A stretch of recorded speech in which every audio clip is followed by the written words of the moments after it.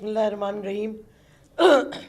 میں نے بات کرنی تھی صرف ارشد شریف پہ، کیونکہ کافی لوگوں کو پتہ بھی ہے کہ میرا بہت پرانا تعلق تھا ارشد شریف کے ساتھ. جب وہ قائد اعظم یونیورسٹی میں اسٹوڈنٹ تھے، وہ اپنی والدہ کے ساتھ آئے تھے. میں نے پلس ویکلی شروع کیا تھا اور ان کی والدہ نے کہا، اس وقت بڑا شرماتا تھا ارشد بات کرنے سے، کہ میرا بیٹا آپ کا بڑا فین ہے تو آپ اس کو ٹریننگ دے دیں، وہ آپ کے ساتھ کام کرنا چاہتے ہیں. ادھر سے میں نے شروع کیا. ارشد اور ہماری ادھر سے دوستی ہوئی. میرا ایک طرح بیٹے کی طرح بھی تھا، چھوٹا بھائی بھی کہہ لیں. ادھر سے جب تک وہ، بلکہ 3 دن پہلے اس کے قتل سے میری بات ہوئی اس سے کینیا میں، اور وہ واپس آنا چاہتا تھا.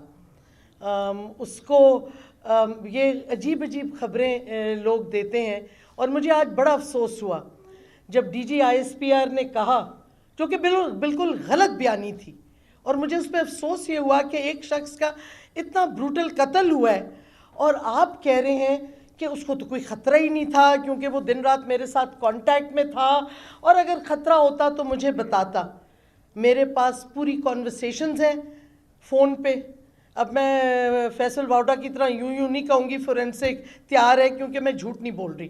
Arshad was very dear to me, اور جس طریقے سے اس کے ساتھ ظلم اور تشدد کیا گیا پہلے پاکستان میں، جس طریقے سے اس کو تھریٹس ملی.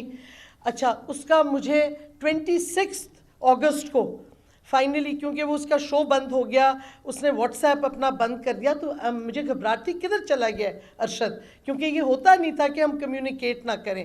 26 اگست کو اس کو میں نے پھر میسیج بھیجا ٹویٹر کے DM پہ، بیکاز ٹویٹر پہ میں دیکھ رہی تھی کہ ہی واز اسٹل پریزنٹ. تو اس نے مجھے، میں نے کہا کدھر ہو تم، آر یو آل رائٹ، کیا حالات ہیں؟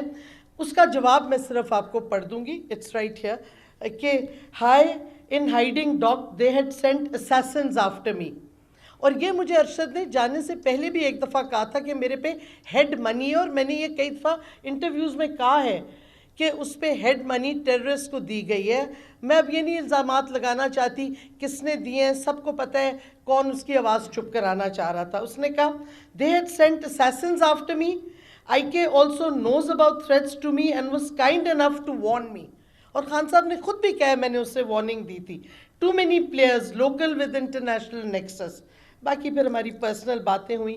اس کے بعد 1 اکتوبر کے لگ بھگ وہ واپس واٹس ایپ پہ آیا، اور اس وقت بھی بات چیت ہوئی.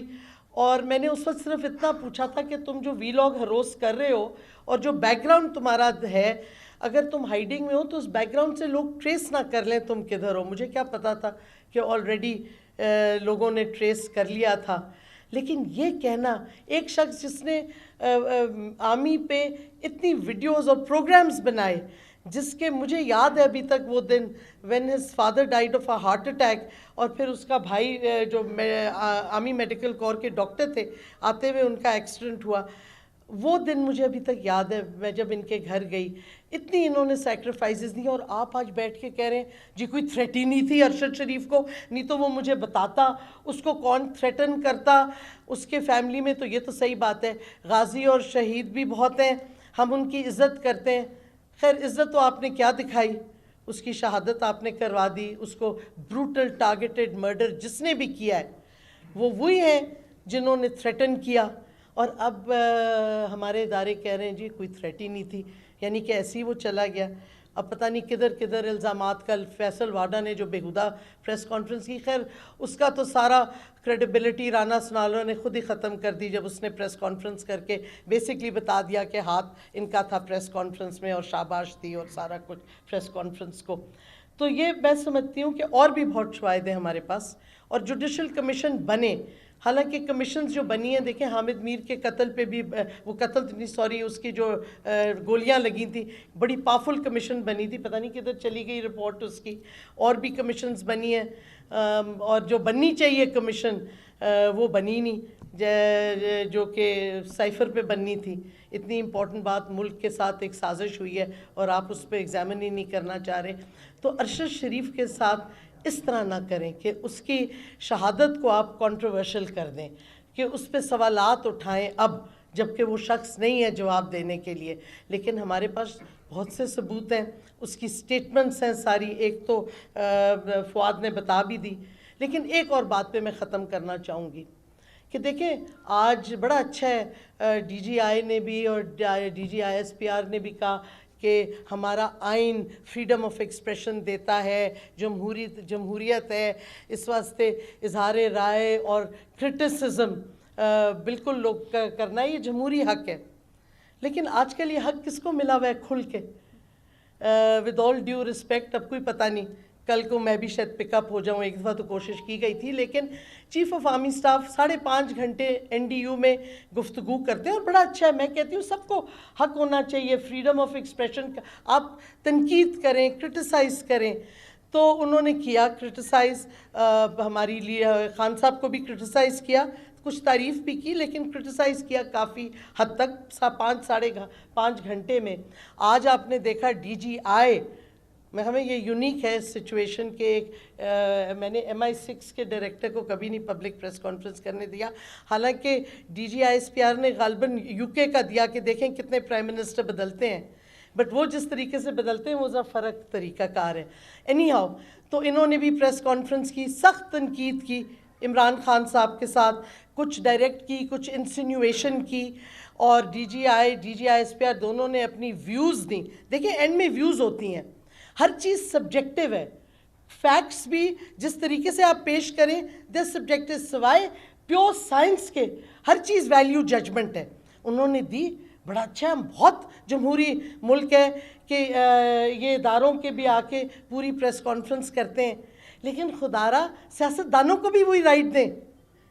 اعظم سواتی کے ساتھ جو ہوا وہ اور بات ہے، آپ اگری کریں ڈس اگری کریں ان کی ٹویٹ سے، لیکن جو اس پہ فزیکل وائلنس ہوئی، جو کسٹوڈیل ٹارچر کیا گیا ایک ٹویٹ کی وجہ سے، اگر آپ لوگ 5 گھنٹے اور 3 گھنٹے پریس کانفرنسز یا پبلک ٹاکس کر سکتے ہیں جس میں سیاستدانوں کی تنقید کرتے ہیں، تو ہم سیاستدان ہیں، ہم قوم کو ریپرزینٹ کرتے ہیں اور ہم پھر بھی کچھ نہیں بول سکتے.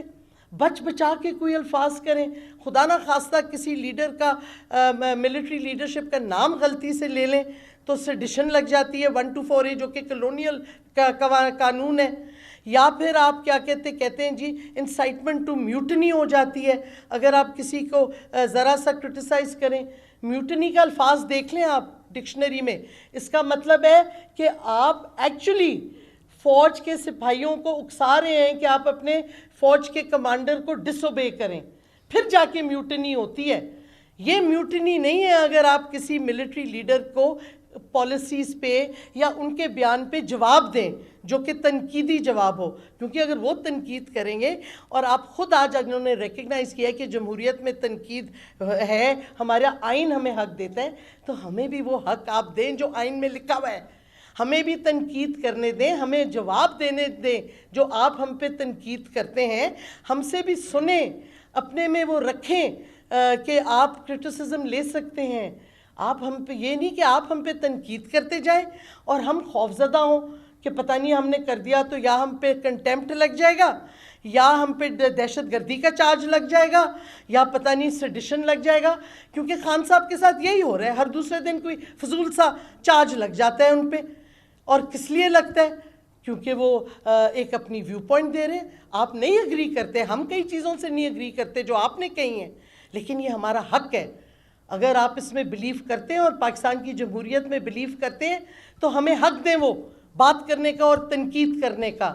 اور یہ نہیں ہو سکتا کہ آپ ہمارے لوگوں کو اٹھا کے کسٹوڈیل ٹارچر کر دیں کیونکہ آپ کو ان کی تنقید نہیں پسند آئی. آپ کورٹ میں لے جائیں، چارج کر لیں، ہم یہ نہیں کہتے. اور آپ اپنے شہریوں کو جو ڈسپیئر کر دیتے ہیں، یہ نہیں ہمیں ایکسیپٹیبل. جمہوریت ہے یا یہ جو فواد نے کہا آدھا تیتر آدھا بٹیر نہیں ہو سکتا، یا جمہوریت ہے اس ملک میں یا نہیں ہے. اسی واسطے ہم عمران خان کے ساتھ آج کھڑے ہیں اور حقیقی آزادی کا مارچ جو ہمارا پرامن ہوتا ہے ہمیشہ، کیونکہ ہمارے ساتھ تو فیملیز ہماری آتی ہیں، ہم کریں گے انشاءاللہ. کل سے شروع ہے اور ہمیں امید ہے کہ سارے ریاستی ادارے عزت رکھیں گے آئین کی اور آئین کے مطابق چلیں گے، جس میں ہمارا جمہوری حق ہم ایکسرسائز کر رہے ہیں پرامن طریقے سے حقیقی آزادی کا. شکریہ.